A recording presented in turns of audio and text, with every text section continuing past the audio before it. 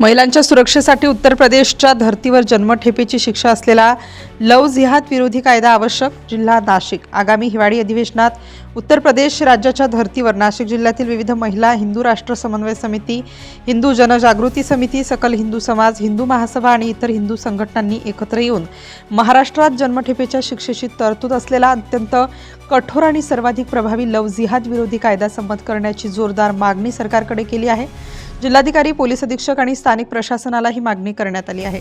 नाशिकचे माननीय जिल्हाधिकारी श्री आयुष प्रसाद साहेब यांना निवेदन देण्यात आले. तसेच नाशिक जिल्ह्यातील मालेगाव, येवला आणि निफाड येथील तहसीलदारांनाही निवेदन देण्यात आले. यापूर्वी राज्यभरात हिंदू समुदायाकडून 36 जिल्ह्यांमध्ये 50हून अधिक मोर्चे काढण्यात आले होते, ज्यात लाखो लोकांनी सहभाग घेतला होता. यानंतर सरकारने लव जिहाद विरोधी कायदा बनवण्याचे आश्वासन दिले होते. आता ते पूर्ण करण्याची वेळ आली आहे. राज्यात खोट्या प्रेमसंबंधांचे किंवा लग्नाचे आमिष दाखवून फसवणूक करणे, अल्पवयीन मुलींचे लैंगिक शोषण करणे, जबरदस्तीने धर्मांतर करणे, लग्नानंतर छळ करणे आणि काही प्रकरणांमध्ये हत्या करण्यासारखे अनेक गुन्हे समोर आले आहेत. मार्च 2025 मध्ये महिलांच्या एका शिष्टमंडळाने महाराष्ट्रात लव जिहाद विरोधी कायद्याची मागणी करण्यासाठी मुख्यमंत्री देवेंद्र फडणवीस यांची भेट घेतली होती. त्यावेळी मुख्यमंत्र्यांनी राज्यात 1 लाखाहून अधिक लव जिहादच्या तक्रारी मिळाल्याचे सांगितले होते आणि त्यांनी उच्चस्तरीय 7 सदस्यीय समिती स्थापन केली होती. 2024 मध्ये प्रकाशित झालेल्या आकडेवारीनुसार 2018 ते 2022 या 5 वर्षाच्या कालावधीत महाराष्ट्रात 1 लाखाहून अधिक महिला बेपत्ता झाल्या आहेत आणि त्यांचा अजूनही पत्ता लागलेला नाही. भारतीय दंड संहितेतील कलम 417, 420 फसवणूक, 361, 366 अपहरण, विवाहासाठी मुलींचे अपहरण, 493 खोटी ओळख आणि वैवाहिक फसवणूक, 506 धमकी देणे यांसारख्या सध्याच्या तरतुदींद्वारे अल्पवयीन मुलींचे जबरदस्तीने धर्मांतर, फसवणूक आणि लैंगिक शोषण थांबवणे कठीण झाले आहे. यामुळे पालक, महिला आणि संपूर्ण समाजात असुरक्षिततेची भावना वाढली आहे.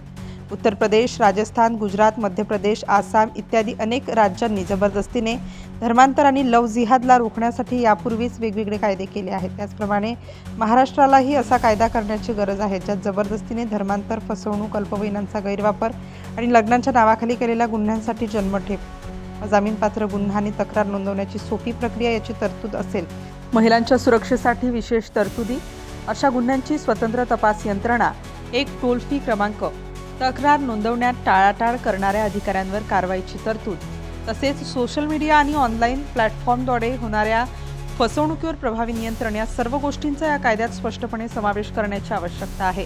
या आंदोलनाने सरकार, विरोधी पक्ष, पोलीस यंत्रणा आणि संपूर्ण समाजाला पक्षीय मतभेद विसरून एकत्र येऊन लव जिहादसह महिलांविरुद्धच्या सर्व प्रकारच्या फसवणुकी आणि अत्याचारांवर शून्य सहनशीलता, झिरो टॉलरन्स ठेवून कारवाई करण्याचे आवाहन करण्यात आले आहे.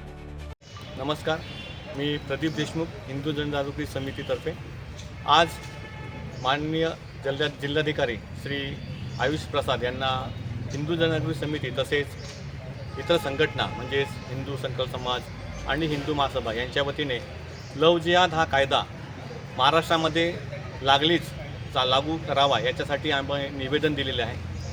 आता ह्या लव जिहाद कायदा करण्याच्या मागे धोरण काय किंवा आवश्यकता काय हे आपण थोडक्यात जाणून घेऊया. पहिले तर हे जे मुस्लिम आहेत, धर्मांध आहेत, हे यांची मुलं हातावर त्रिशूल आणि हिंदू देवदेवतांची चित्र काढून आपल्या हिंदू भगिनी यांना फसवण्याचं, प्रेमात फसवण्याचं काम करत आहेत आणि यांना फसवून त्यांचे धर्मांतर करण्यास बळजबरी करून त्यांनी जर धर्मांतर केलं नाही तर त्यांना जीवे मारून, त्यांना श्रद्धा वालकर यांच्यासारखे हत्या करून, म्हणजे सगळ्यांना माहिती आहे पालघर येथील श्रद्धा वालकर जे आहे यांचे अक्षरशः 35 तुकडे करून फ्रीजमध्ये टाकले होते. आणि अशा बऱ्याच घटना झाल्या आहेत की कोल्हापूरमध्ये मागच्याच नोव्हेंबर 25मध्ये अशाच एक नराधामाने, म्हणजे 58 वर्षाच्या नराधामाने एक 6 वर्षीय बालिकेवर अनैतिक म्हणजे अत्याचार केला. आणि अशा अनेक घटना कोल्हापूर जिल्ह्यामध्ये काय, इतर महाराष्ट्रामध्ये काय अशा होत आहेत. ह्या अशा घटनांना आवश्यक असं वाच पाहिजे म्हणून ह्या लव जिहाद कायदा आहे, हा कायदा लवकर महाराष्ट्र सरकारने लवकरात लवकर आणून आम्हा सर्व हिंदू बंधू भगिनींना यावर निवाडा द्यावा असं मी या बाईटद्वारे मी निवेदनद्वारे आम्ही स्टार न्यूज ब्युरो, नाशिक विनंती केलेली आहे.